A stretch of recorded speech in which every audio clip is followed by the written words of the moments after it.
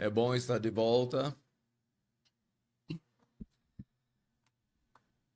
Espero que.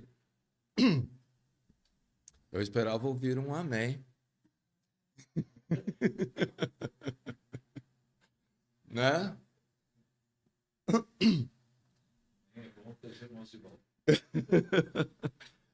Obrigado. Opa, perdão. É bom a gente sair, rever familiares e irmãos em Cristo. Mas é bom estar de volta também, né? A, a gente agradece a Deus, irmãos, que Deus nos guardou em toda a viagem. Eu acho que eu exagerei no último hino. Entre muitos quilômetros rodados, entre viajar de dia, de noite, buracos e pista boa, enfim, pista única, pista dupla, mas o Senhor nos guardou chuva e sol, mais chuva do que sol. Mas Deus nos guardou em todo o percurso. Né? E assim a gente foi e voltou. Deus guardou também o veículo de maneira que ele não deu nenhum problema, nem na ida nem na volta. E foi tudo pela proteção de Deus. E a gente agradece. E a igreja de Sud mandou lembrança, né? Mas, enfim, eu acho que não sei se o pastor já entregou a lembrança.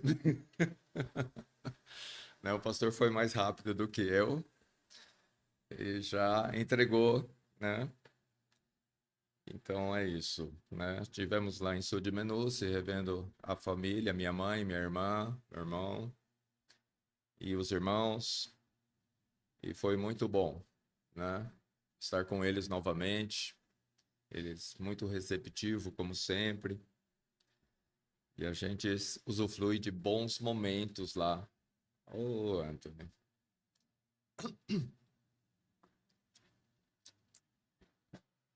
Depois da sua conversão, quem sabe você não vai ser um bom diácono.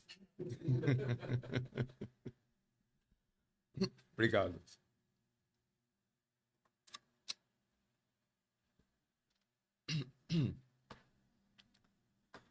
E depois fomos lá para o Piauí, só estou dando um pequeno relato, né, irmãos? Estivemos lá com os familiares da Ana. Também foi bom, né? Quero que os irmãos continuem orando por eles. É um povo enraizado no catolicismo, né? Numa rotina de vida. E às vezes você vê, né, um bloqueio quase que total ao evangelho. Mas Deus é o Todo-Poderoso. E é sobre isso exatamente que nós vamos falar por alguns domingos aqui, irmãos, com a graça de Deus, sobre a soberania absoluta que Deus exerce no universo, céu e terra. Nós falamos da nossa viagem, mas tudo, irmão, está debaixo do controle absoluto de Deus. Cada movimento do carro, cada passo, cada pensamento, cada ação, atitude, reação, tudo controlado por Deus. É assim que eu creio. Não escapa absolutamente nada da soberania absoluta do nosso Deus. Deus tem mandado a chuva em abundância, né? Praticamente quase que de norte a sul do país. E ele determina o quanto vai cair em cada ponto. Exatamente quantos milímetros vai cair e não passa nenhum e nem falta um sequer. Porque ele é soberano nesse extremo. Vamos colocar assim. Ele é o Todo-Poderoso. Né? A mesma chuva que beneficia aqueles a quem ele quer beneficiar, também castiga aqueles a quem ele quer castigar. mas tudo sobre seu propósito, tudo debaixo do seu plano eterno, tudo debaixo do seu controle absoluto. Não há, de fato, irmãos, algo que surpreenda nosso Senhor, que fale, que leve ele a dizer assim: isso não estava no meu controle, isso eu não estava previsto. Até porque, irmãos, para o nosso Deus não há previsto. Porque, de fato, ele preenche o céu e a terra a um e ao mesmo tempo, em todos os tempos, ininterruptamente. Então, não há essa questão de Deus prever como se ele não soubesse, como se ele não estivesse lá. Não é só o fato de Deus saber, é que, de fato, ele sabe e, ao mesmo tempo, ele está lá. Porque ele, como veremos, ele, dentro dos seus atributos, inclusive já foi visto aqui e sempre será visto, né? Porque a igreja sempre vai pregar sobre isso. Ele não só é onisciente, como é onipresente.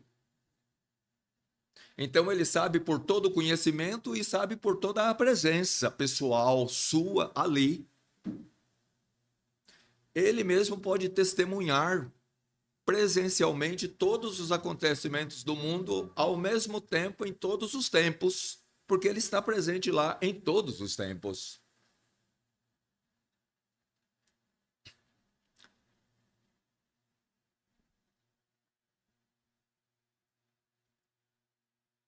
Então é o seguinte, irmãos, eu fico assim, e eu vou querer até uma participação de vocês. E a questão é a seguinte: sabendo disto, né, de tudo que nós estudaremos, mas já temos essa compreensão pela palavra de Deus,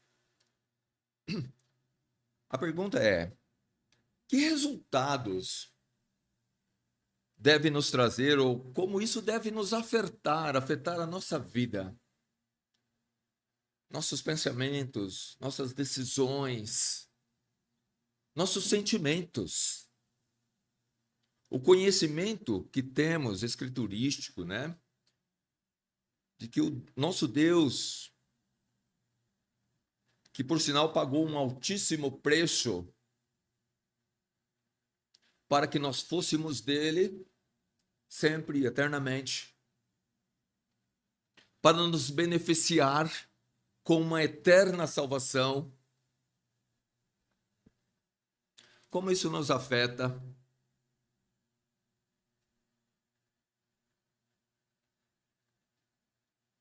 Saber que esse Deus, de quem nós somos servos e filhos, mais do que servo, mais do que o servo é o filho, correto? Nós não só somos servos e soldados de Jesus Cristo, nós somos filhos de Deus por adoção. Nós que cremos em Jesus Cristo. Um privilégio inigualável, né, irmãos? Abrindo um parênteses. Nós somos literalmente possuidores da herança de Deus, daquele que possui o céu e a terra. Porque nós somos filho dele. E como filho, nós temos direito à herança. E ele não esconde esse fato de nós. Pelo contrário, ele fala: vós sois meus herdeiros e cordeiros juntamente com meu filho amado, o Senhor Jesus Cristo. Herdaremos com Cristo. Herdaremos com Cristo. E isso, irmãos, nos faz riquíssimos. De maneira insuperável. Elon Musk vai ficar no chinelo, perto daquilo que nós vamos receber em Cristo Jesus. Isso é um fato, eu não estou satirando aqui. Não tem riqueza mundanista que vai chegar perto da glória e das riquezas celestiais.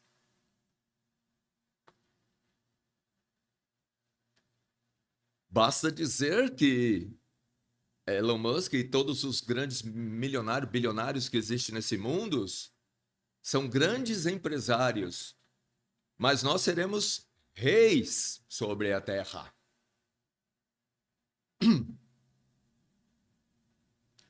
Então, irmão, como nos impacta esse Deus, que é o nosso Deus, saber que ele exerce domínio ou uma soberania absoluta e sempre eterna ou eternamente sobre tudo e sobre todos. Porque, de fato, irmãos, de toda a criação material, toda a criação que não tem vida em si mesma, Deus comanda.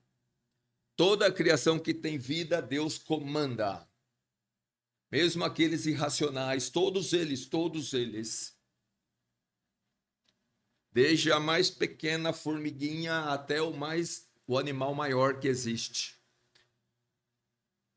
E também sobre toda a criação mais especial, envolvendo os anjos e envolvendo nós, todos os homens. Deus exerce uma soberania absoluta sobre todos. No cotidiano, a gente parece não perceber isso. Parece que a vida se desenrola de uma forma meio que natural, conforme uma questão evolutiva. Mas isso não é verdade. Ela está se desenrolando dentro de um plano absoluto de Deus. Cada detalhe, cada acontecimento planejado e executado, tal qual Deus quis, quer para o bem, quer para o mal. Quer para a edificação, quer para a destruição. Quer para a vida, quer para a morte, mas Deus controla todas essas coisas. Deus é soberano sobre todas essas coisas. Então a pergunta é: como isso nos afeta? Ou o que deve produzir em nós esse conhecimento que nós temos, irmão, daquele que tem todo o poder, como nós cantamos no hino, né?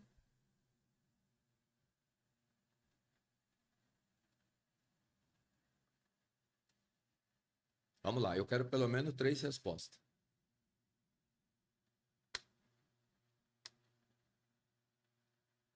É verdade, eu estou querendo a resposta.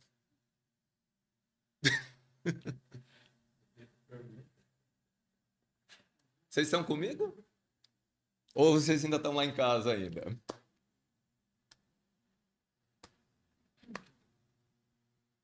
Como esse conhecimento, o que ele produz em nós? Vamos lá, algumas coisas. O que ele produz em você, em mim? O que ele me traz? Vamos dizer. O que ele me traz? Ah, a paz é um deles. Coloquei aqui, ó. Que mais? Segurança também está aqui, ó.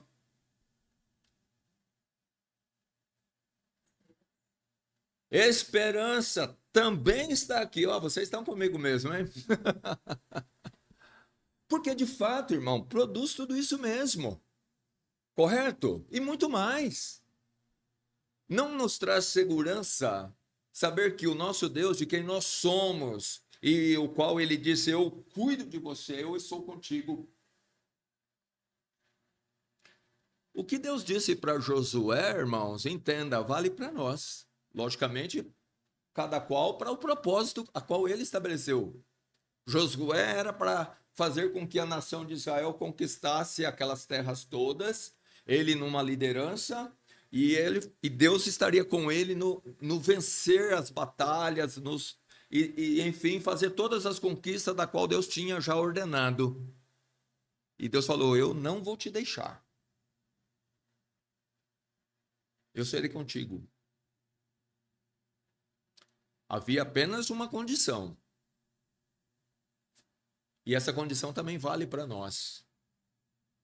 Qual era a condição que Deus impôs a Josué?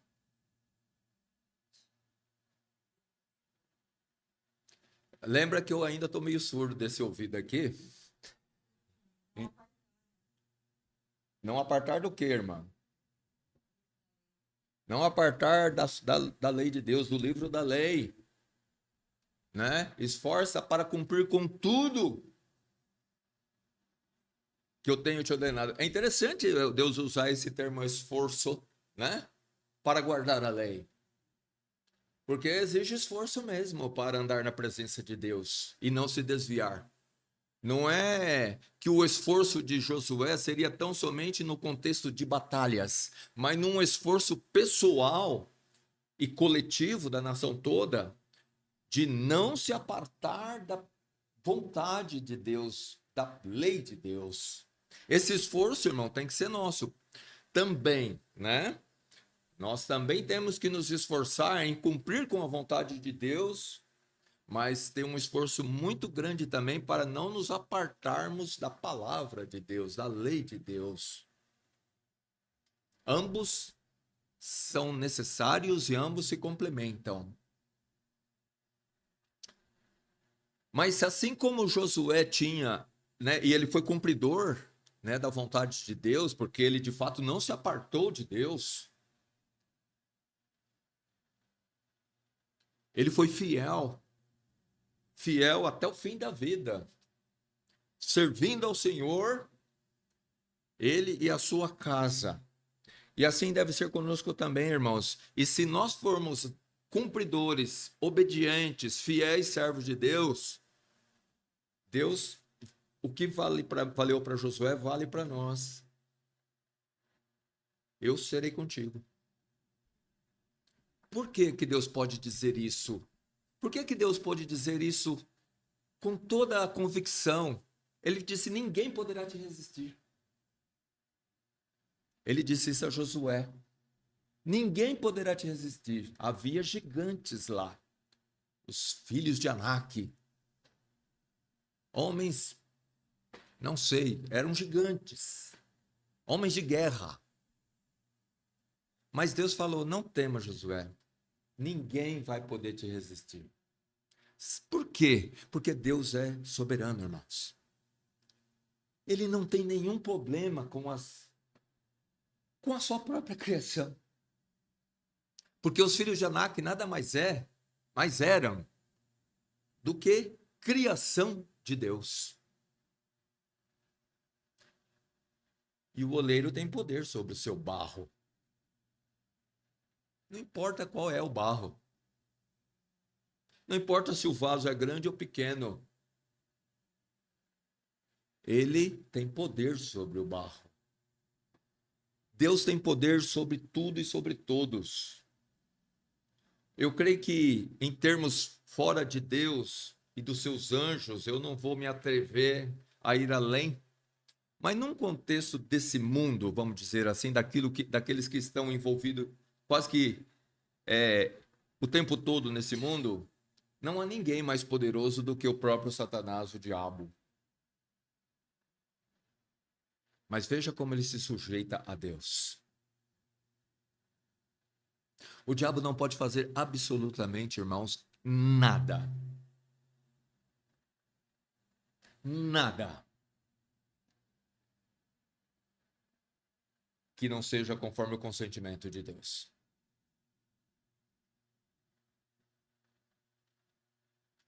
Aquela passagem lá do Apocalipse fala que o diabo vai fazer muitas coisas, ele vai ser rápido, ele vai procurar ter pressa, porque ele sabe que tem pouco tempo.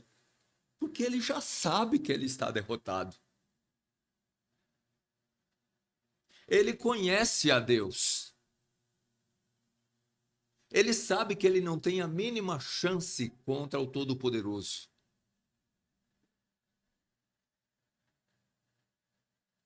Quanto mais, irmãos, as demais coisas.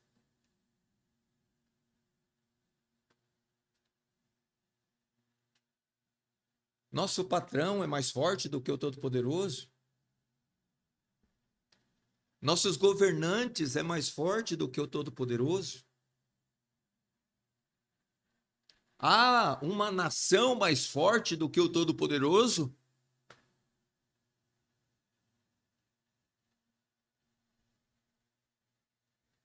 Há alguma coisa que algum povo, alguém ou qualquer outra criatura possa fazer, da qual impossibilite Deus de ajudar o seu povo nesse contexto? De que não possa salvar? De que nesse caso a sua mão literalmente ficaria encolhida, impossibilitado de fazer algo? Há alguém que Deus não possa salvar?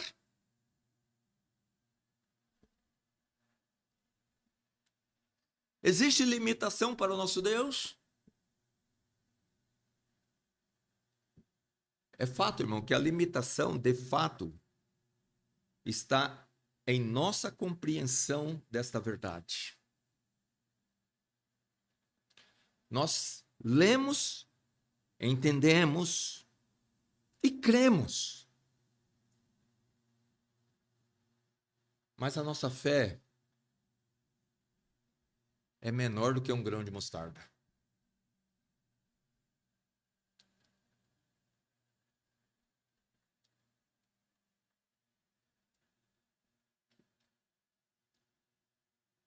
Tudo debaixo do controle de Deus, irmãos. Sai governantes e entra governantes. E Deus operando soberanamente. Acabou de tomar posse presidente da Câmara, presidente do Senado, que vai exercer lá por 2 anos, né? Mesa diretora e etc, etc. Sabe quem entrou lá?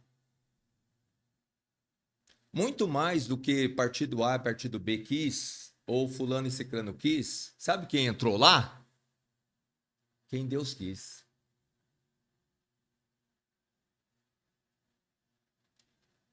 Alcolumbre e o Mota, é Mota, né? Sei lá, eu acho que é o tal do Mota.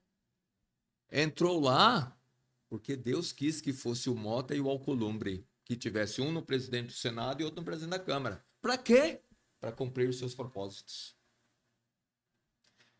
Eles não vão fazer absolutamente nada que não esteja dentro do plano soberano de Deus. Não só ele, como todos os outros deputados, presidente da República e todos os outros governantes em grau menor. Governadores, prefeitos, vereadores, etc.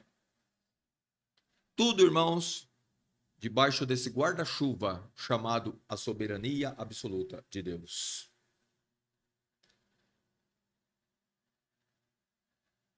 Por isso, irmãos, que os irmãos estão certo. Isso tem que nos trazer, em termos práticos mesmo, e conforto, tem que trazer-nos segurança, paz, tranquilidade e esperança. Porque ninguém é maior do que o nosso Deus. Ninguém.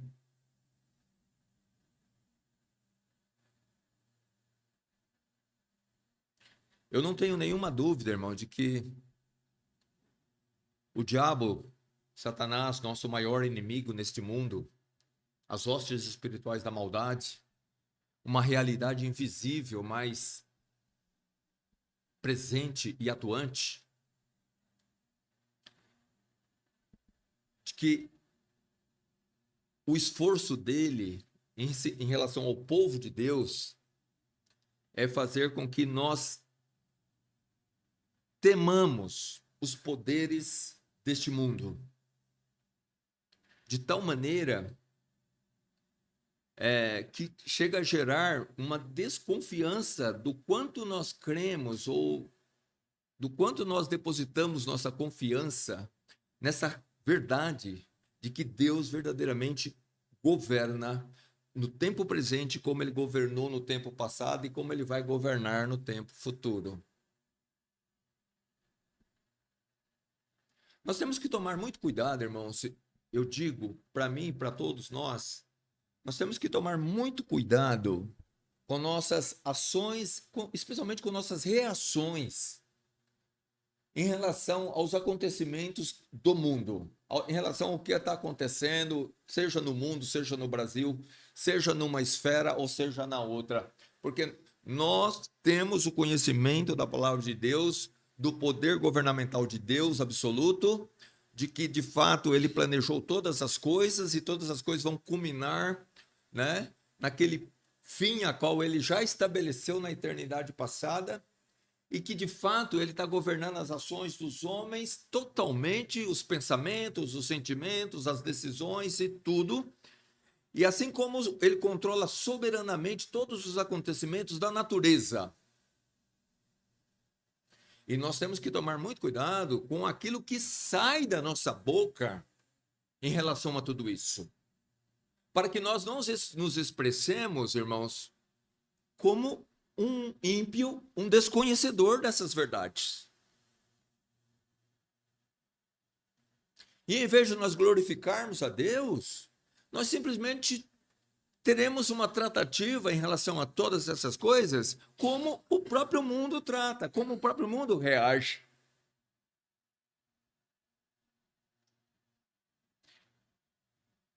É fato que Deus usa as ações dos homens para que os seus propósitos se cumpram. Mas, de fato, muito maior do que as ações dos homens é o propósito de Deus em que aquilo acontecesse tal qual aconteceu. Ah, porque o cara fez aquilo lá, ó, tá vendo? Ó? Bloqueou aqui, ali, ó a inundação aí, ó. É, verdade, ele é culpado da sua má ação, do seu mau planejamento. Mas será que essa má ação e esse mau planejamento não estava no plano de Deus?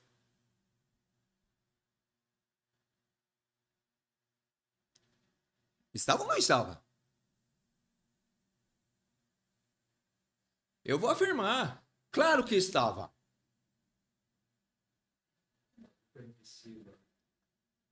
Vontade permissiva para contribuir para um plano muito maior, né? A permissividade de Deus, tanto a sua vontade positiva, tudo o bem quanto o mal, tudo dentro de um contexto soberano dele. E tudo contribuindo para um fim a qual ele mesmo estabeleceu. É assim que os irmãos creem?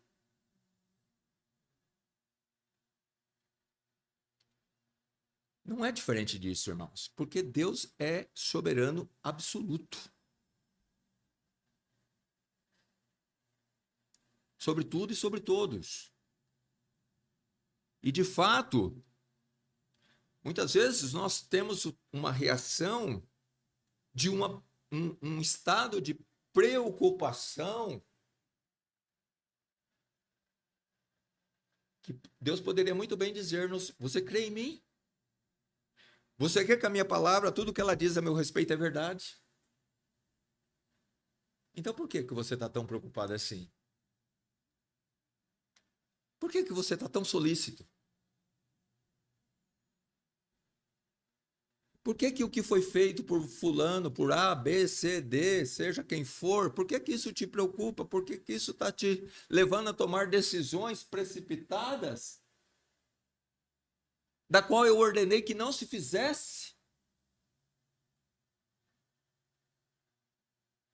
Isso é desconfiança, irmão, da soberania absoluta de Deus, a qual não pode existir. Sem fé, é impossível agradar-lhe. Mas a nossa fé tem que ser muito mais do que meramente, ou eu não posso dizer meramente, né, porque é muito importante. Ou seja, ela é muito mais, deve ser muito mais do que crer na salvação que Jesus Cristo nos trouxe, na certeza dela. Ela tem que, ela tem que abranger todo um contexto de nossa vida. Antes que eu derrame ela,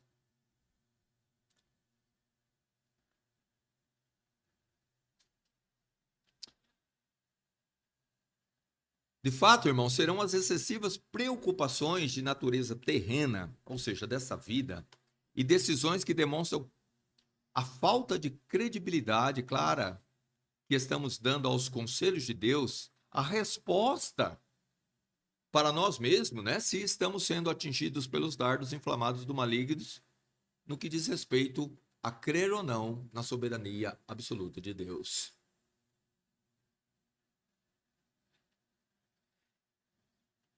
Excessivas preocupações com. Lembra que Jesus chegou para os seus discípulos no Sermão do Monte? Ele sabe da nossa estrutura. Deus sabe, irmãos, que nós somos pó. Ele sabe das nossas fraquezas, a quais são muitas. Mas isso não pode e não queremos, de fato, fazer valer ou fazer uso disso para sermos pessoas instáveis na nossa fé. Nós temos que ser poderosos na nossa fé em nosso Deus.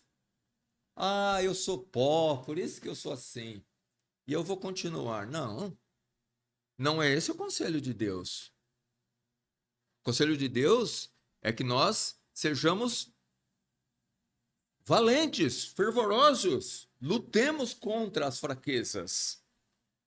Nós não temos que lutar, irmãos, graças a Deus, contra, né, poderes mundanistas que vêm contra a sua igreja, a igreja de Cristo, mas nós temos que lutar bravamente contra nossas próprias fraquezas, contra o inimigo que está dentro de nós e o inimigo que está aí fora, aquele inimigo invisível chamado Satanás, as hostes espirituais da maldade, que querem nos colocar numa condição de medo, de desconfiança quanto ao poder de Deus em relação ao nosso mundo moderno. Que esses poderes de hoje são muitos para Deus. Nossa, essa globalização, esse poder político, esse poder econômico, esse poder bélico é demais para nosso Deus. Para ele controlar tudo isso soberanamente? Não, ele não consegue. Será que é assim que a gente pensa? Mas se não é assim que nós pensamos, então nós temos que dar provas de que não é assim que nós pensamos. Dar provas para o próprio Deus, ainda que ele já sabe. Mas ele quer ver. Ele quer ver, não quer?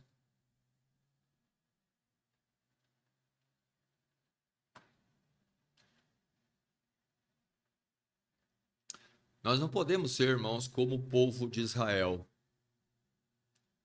É interessante o que aconteceu com o povo de Israel e serve-nos de exemplo do quanto nós podemos ser vulneráveis em nossa fé, em nossa crença.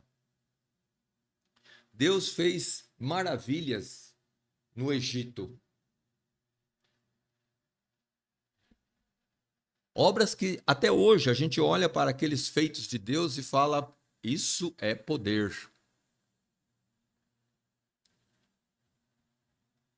De maneira tal que o que acontecia nos egípcios não acontecia no meio do arraial de Israel, que estava ali junto. Mas Deus delimitou. É até aqui que vem esse mal. Daqui para cá ele não passa. E acontecia infalivelmente. Deus mostrou todos aqueles sinais e maravilhas no Egito. Matou todos os primogênitos dos egípcios, desde os animais até os homens, e protegeu totalmente o seu povo. Soberania absoluta.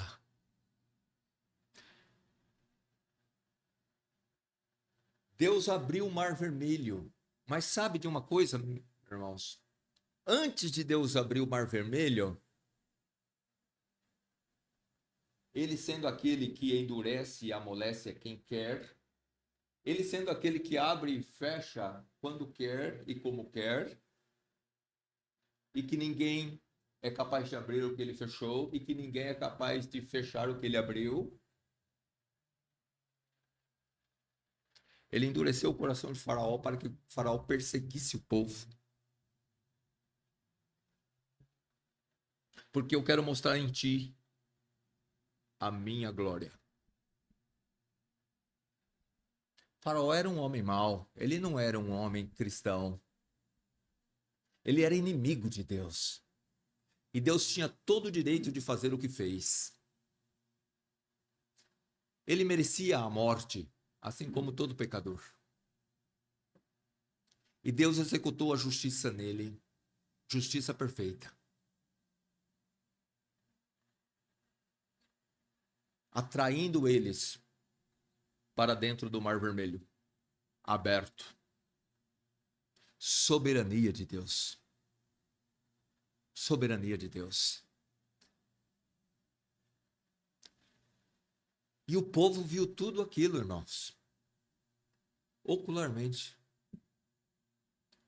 E quando chegou no meio do deserto, eles desconfiaram que Deus seria capaz de comida.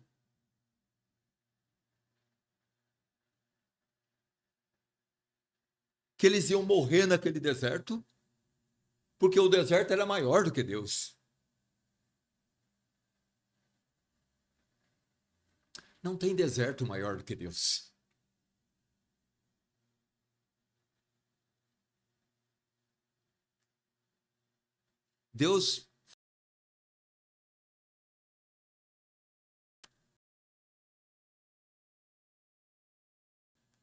Deus fez com que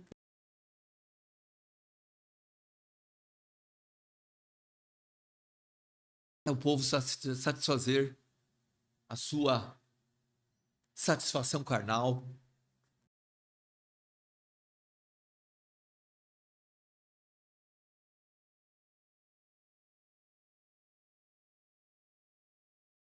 A soberania de Deus, irmãos, se mostrou, mas o povo desconfiava. Quando era colocado numa condição de provação, eles fraquejou. Quando foi mandado os espias para espiar a terra, Josué e Caleb, espirituais que eram, eles nem consideraram os gigantes.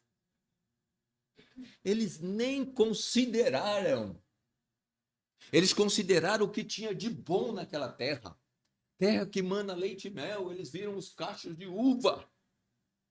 Porque eles sabiam que Deus daria conta dos gigantes. Mas os incrédulos não viram os cachos de uva. Eles viram os gigantes.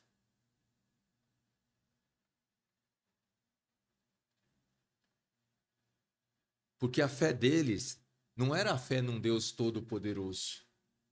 Era a fé em um Deus limitado, que não poderia, de maneira nenhuma, expulsar aquele povo.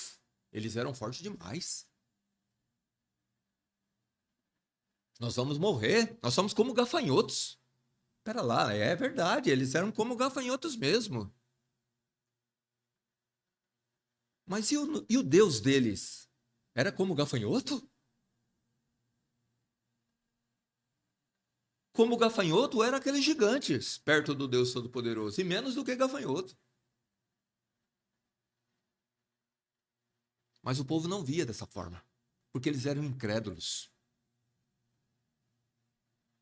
Somente Josué e Caleb pôde ver aquilo que Deus queria que eles vissem na terra.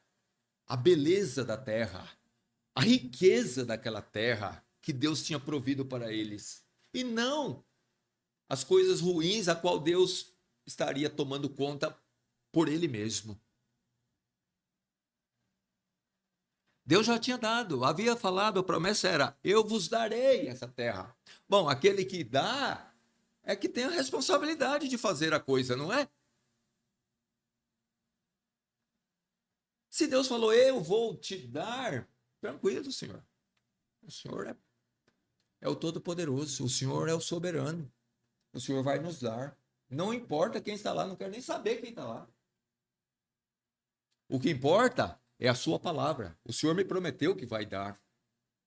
E eu creio que o Senhor vai me dar.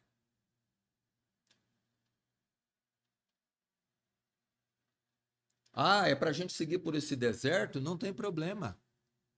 O Senhor proverá. Deus proverá. Olha que reação diferente de Abraão, né? Cadê o cordeiro? Deus proverá. Não é à toa que ele é o pai da fé. Considerado o pai da fé, né? Não podemos ser, irmãos, desconfiadores de Deus ou descrentes em nosso Deus, ou crentes parciais que creem para uma coisa, mas não creem para outra, que é muito fervoroso em relação a uma, mas em relação a outra, quase que um incrédulo. Como pode isso? Como posso crer que Deus me salvou de uma perdição eterna e não crer que Ele é provedor de todas as coisas? Como posso crer que Deus venceu a morte, venceu o diabo, venceu o pecado e não é capaz de vencer todas as coisas? Ele é vencedor de todas as coisas sempre e eternamente. Não há nada que ele não possa vencer, ok? Aliás, de fato, ele já venceu todas as coisas. É maravilhoso, não é, irmãos? Quando Deus fala aqui, lá em Romanos, no capítulo 8, né, que fala que aqueles que Deus conheceu, que ele predestinou, chamou, justificou e glorificou.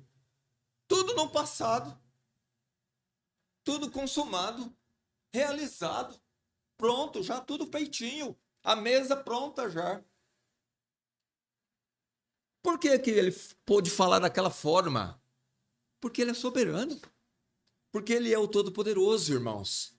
Porque não tem como não acontecer. Aqueles que ele escolheu antes da fundação do mundo para a salvação, não tem como esses povo todo não estar com ele na glória. Porque ele é soberano. Porque ninguém pode passar, ou ninguém pode impedir, ninguém pode passar por cima dele, ninguém pode impedir que a sua palavra se realize, que o seu desejo se manifeste na prática. Tudo determinado. Nós temos que ser crentes, irmãos, e não descrentes, como esse povo do Egito foi, que saiu do Egito, o povo de Israel foi. Quando o deserto, né, nós estivermos passando por um deserto, irmãos, seja qual for a natureza dele, nós temos que saber que aquilo está dentro do propósito soberano de nosso Deus.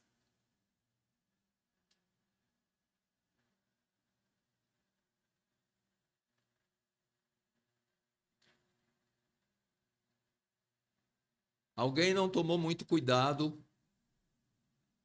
com sua saúde, ficou doente e pegou uma doença mortal. Bom, ele é culpado da sua negligência. Mas tanto a negligência dele quanto a doença que lhe veio está dentro do propósito soberano de Deus.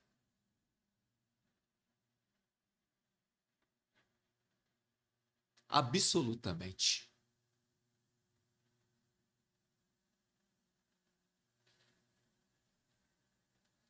E eu vou mais longe. De maneira nenhuma poderia acontecer de outra forma.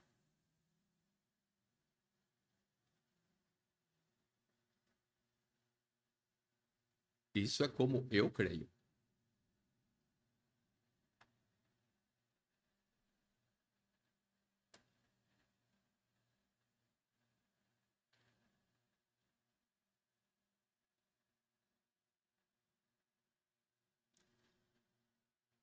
A pergunta que eu me faço, irmãos, e aos irmãos,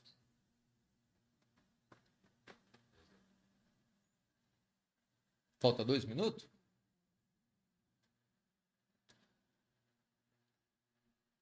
Qualquer coisa, culpe a Ana, tá? Ela falou que falta 10 minutos. Não é isso? Ah, é 10 horas. Eu pensei que ela falou que faltava 10 minutos. Puxa, Ana, você queria me dar mais 10 minutos? Eu vou terminar aqui, irmãos, porque depois vem uma outra parte.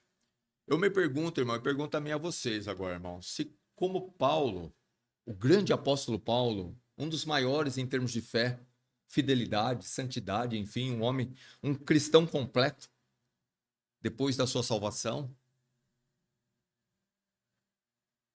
pleno, praticamente, em todos aqueles atributos a quais todo cristão deve ter, aquelas qualidades que deve ser para todos nós. Será que nós temos uma real consciência, irmãos, de que em quem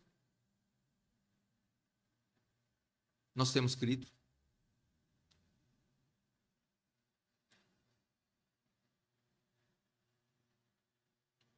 E do quanto ele realmente é poderoso?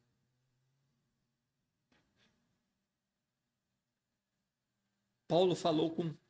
Dá para perceber, a gente sente nas palavras do apóstolo, irmãos, a convicção dele quando ele diz, eu sei em quem tenho crido.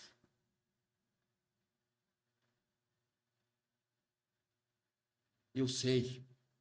Isso demonstra segurança, aquilo que foi mostrado aqui. Confiança, paz, esperança. Tudo nessa frase, eu sei em quem tenho crido. E é poderoso para me guardar. Será que nós temos essa consciência de em quem nós temos crido? Porque é o mesmo Deus. O mesmo Deus daquele homem a qual nós chegamos até a venerar, é o mesmo Deus que nós cremos, irmãos. Não mais, não menos. E nós podemos dizer, como ele mesmo, eu sei em quem tenho crido. Ah, quando vier a tribulação, a dificuldade, eu sei em quem tenho crido.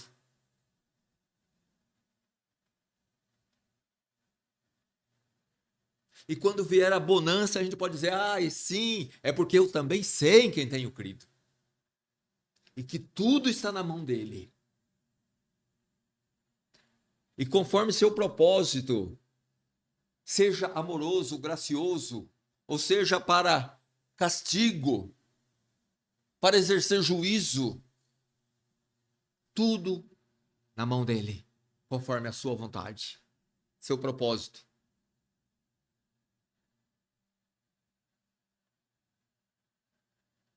A fé demonstrada é o que de fato nos aclara se cremos que nosso Deus é tudo aquilo que ele diz ser, por meio da sua palavra. Uma fé que se prova. E quando é que a fé é provada, irmãos? Certamente não é quando tudo vai bem, correto? É na tribulação. É no momento mal, nos dias mal, quando as coisas, e não estão indo ordenadamente. A fé provada.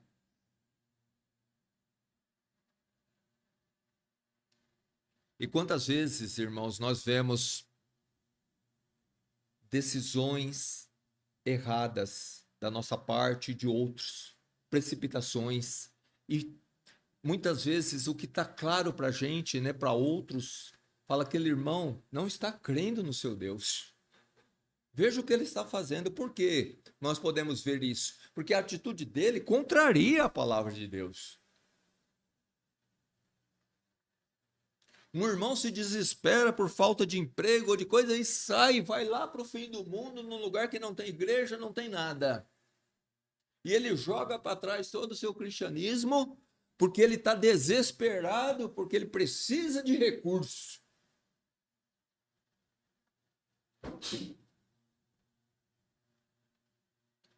Está claro para esse irmão que ele precisa trabalhar a sua fé, a sua compreensão sobre o seu Deus e o quanto ele pode em todas as dificuldades, em todas as situações, em todos os tempos.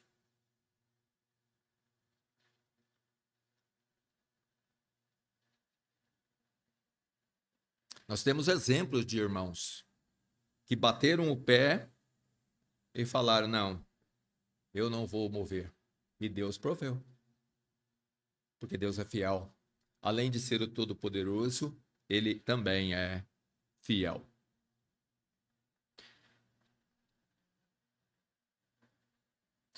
Pois, irmão, nós, com a graça de Deus, nós vamos falar sobre como Deus se revela a nós por meio da sua palavra. Deus se revela a nós por meio da sua palavra como sendo o que ele é. E é isso que pretendemos ver. E que isso nos ajude, irmãos, o objetivo é que isso nos traga paz, segurança, esperança para podermos avançar por esse mundo, não temendo os poderes dos homens, os poderes das trevas, mas temendo o nosso Deus, fazendo com que nós confiemos nele para todas as situações e todas as coisas, e que nós possamos cumprir a nossa carreira cristã sem que tudo essas tribulações exteriores nos impeça. Porque é fato, irmãos, que a gente acaba sendo impedido no nosso progresso espiritual por conta de desconfiança, preocupações excessivas. Não crer em tudo que Deus diz acerca da sua própria pessoa, do que ele é e do que ele pode e do que ele faz. Mas, como falamos já, se não cremos, como pode Deus fazer? Porque a palavra é bem clara lá em Hebreus. Sem fé é impossível eu agradar a Deus. Eu falo que eu creio, mas as minhas atitudes falam exatamente o contrário. Eu não creio. É uma mentira. Porque o que vai mostrar realmente se eu creio é as ações. É aquilo que Tiago fala lá, das obras comprovando a fé. Fé morta não agrada a Deus. E a fé viva é aquela que se mostra. Que Deus nos abençoe, irmãos. Desculpa ter avançado um pouco mais no tempo. Vamos orar.